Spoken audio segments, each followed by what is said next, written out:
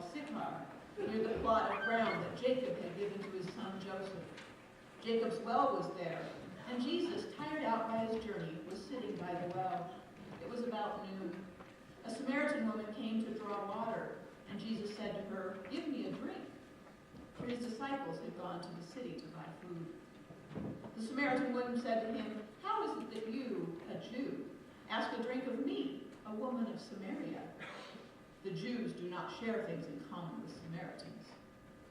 Jesus answered her, "If you knew the gift of God and who it is that is saying to you, 'Give me a drink,' you would have asked him, and he would have given you living water." The woman said to him, "Sir, you have no bucket, and the well is deep.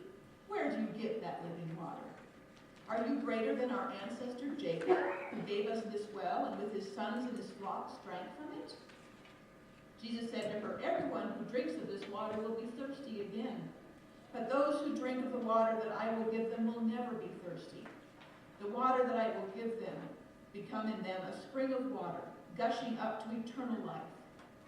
The woman said to him, "Sir, give me this water, so that I may never be thirsty or have to keep coming here to draw water." Jesus said to her, "Go, call your husband and come back." The woman answered him, "I have no husband."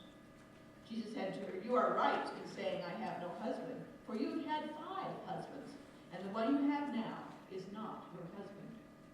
What you have said is true." The woman said to him, "Sir, I see that you are a prophet. Our ancestors worshipped on this mountain, but you say that the place where people must worship is in Jerusalem." Jesus said to her, "Woman, believe me, the hour is coming when you will worship the Father neither on this mountain nor in Jerusalem. You worship what you do not know. We worship what we know, for salvation is from the Jews. But the hour is coming, and is here now, when the true worshipers will worship the Father in spirit and truth, for the Father seeks such as these to worship him. God is spirit, and those who worship him must worship in spirit and truth." The woman said to him, "I know that the Messiah is coming, who is called Christ. When he comes, he will proclaim all things to us." Jesus said to her, "I am he, the one who is speaking to you." Just then his disciples came. They were astonished that he was speaking with a woman, but no one said, "What do you want?" or "Why are you speaking with her?" Then the woman left her water jar and went back to the city. She said to the people, "Come and see a man who told me everything I've ever done. He cannot be the Messiah, can he?" They left the city and were on their way to Jesus. Meanwhile, the disciples were urging him, "Rabbi, eat something." But he said to them, "I have food to eat that you do not know about." So the disciples said to one another, "Surely no one has brought him something to eat." Jesus said to them, "My food is to do the will of him who sent me and to complete his work. Do not say, 4 months now, then comes harvest. But I tell you, look around you and see how the fields are ripe for harvesting. The reaper is already receiving wages and is gathering fruit for eternal life, so the sower and reaper may rejoice together. For here the saying holds true, one sows and another reaps. I sent you to reap that for which you did not labor. Others have labored, and you have entered into their labor." Many Samaritans from that city believed in him because of the woman's testimony. "He told me everything I have ever done." So when the Samaritans came to him, they asked him to stay with them. He stayed there 2 days, and many more believed because of his word. They said to the woman, "It is no longer because of what you said that we believe, for we have heard it for ourselves, and we know that this is truly the Savior of the world." The Gospel of the Lord. Praise to you, O Christ. Grace to you and peace from God our Father and our Lord and Savior, Jesus Christ. Like you and most of our society, I am able to have fresh water with just the turn of a faucet. As such, it may be hard for us to properly appreciate the need for water in an arid region like most of the Middle East. I become closer if I think about my backpacking experiences. Carrying enough water for a 3-day backpack would be prohibitively heavy. A gallon of water weighs over 8 pounds, and one would need close to that for each day. 20 to 25 pounds of water, in addition to 20 to 30 pounds of other gear, would be out of the question for most of us. Fortunately, those I went backpacking with were careful to plan our route so that we at least lunched and slept where there was water available, though we did have to filter it. So if we imagine Jesus and his disciples walking through this arid landscape and coming to a well at around noon, presumably a hot time of the day, it may seem perfectly natural that Jesus would ask someone for water. How wrong you would be. There are some important things about this situation that you need to know to truly appreciate how scandalous this conversation Jesus had was. First, wells were the pickup spots of the Old Testament, not unlike bars today. Think back on some familiar stories. A well is where Abraham's servant meets Rebecca, the woman who would become Isaac's wife. A well is where Jacob met Rachel, who would ultimately become his wife and bear him Joseph. A well is where Moses met Zipporah after his escape from Egypt and flight across the desert, and Zipporah would become his wife. So a savvy first century Middle Eastern listener would see Jesus' meeting of a woman at a well to be a possible prelude for much more. Then there's the time of day, noon. Everyone back then knew that respectable women came to the well in the early morning or in the late evening, when it was considerably cooler to do the strenuous work of drawing water. It would also be an occasion to catch up with the other women, not unlike a water cooler at today's office. The fact that this woman is there at noon indicates that she is either too lazy to get up early enough to be there with the other women, or more likely, that she has been shunned by them for some reason.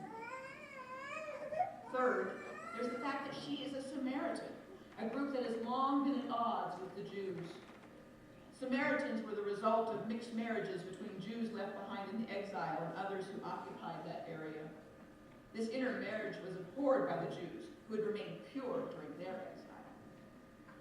The Samaritans also worshipped not at Jerusalem, but at Mount Gerizim, where they believed the Garden of Eden had been, and where they believed Abraham had taken Isaac to sacrifice him. The Jews also believed the Samaritans to be unclean. According to one biblical scholar, they were thought to convey uncleanness by what they lay, sat, or rode on, as well as by their saliva or urine. That's why the story of the Good Samaritan was such a biting parable. Here was this unclean half-breed taking better care of the robbed man than the pure priest or Levite.